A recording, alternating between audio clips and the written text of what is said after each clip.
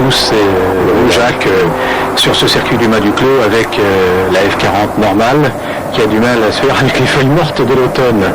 Cette voiture, elle vous a franchement emballé dès le départ. Oui, parce que c'est vraiment une voiture qui a été conçue pour rouler sur la route, mais qui en fait se conduit merveilleusement sur un circuit.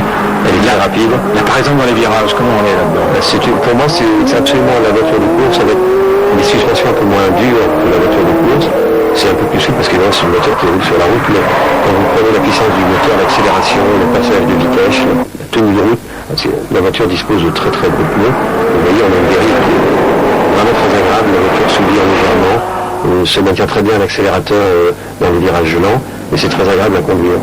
Ici, il y a une succession de S très rapide, que j'ai abordé en quatrième, mais pas facile à tenir, mais enfin, la voiture se comporte merveilleusement bien.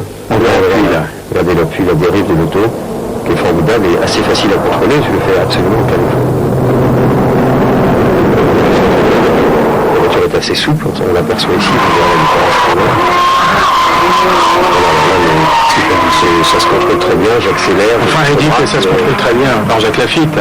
Oui, mais c'est une voiture très agréable. Franchement, la grande qualité de cette voiture, c'est que c'est une voiture formidable et on peut s'en servir sur un circuit. On n'est pas surpris, le frein fonctionne pendant des centaines de kilomètres sans aucun problème. Ce n'est pas évident pour une voiture de mécanisme.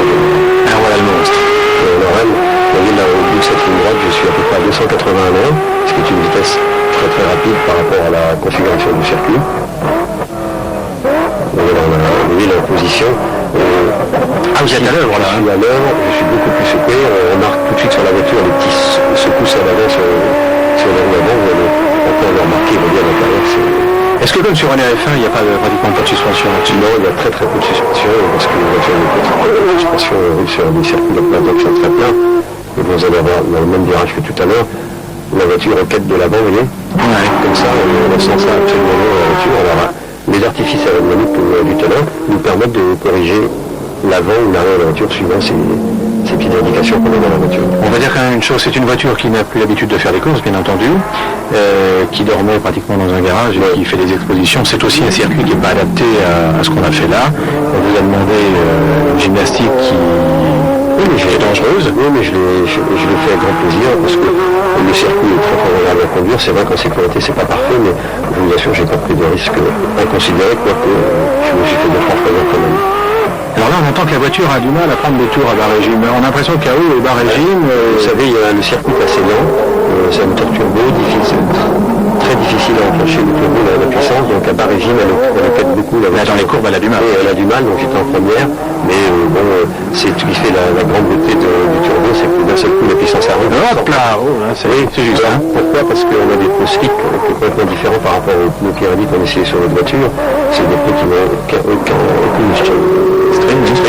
Donc ça, il faut les chauffer et que là, malheureusement, c'était au mois de novembre, il faisait froid, malgré le beau soleil, et qu'il y avait beaucoup de mal à chauffer, que ça m'a posé quelques problèmes de conduite, mais franchement, j'avais déjà conduit cette voiture au Canada et j'ai retrouvé une voiture très agréable, qui est un peu encadrée, qui est très nerveuse, les suspensions sont très raides. Et les freins?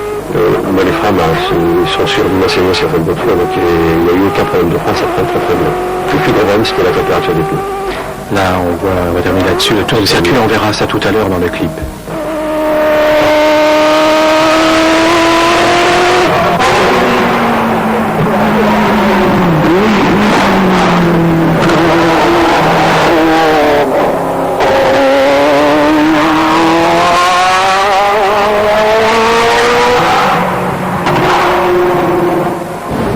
Le sublime travail de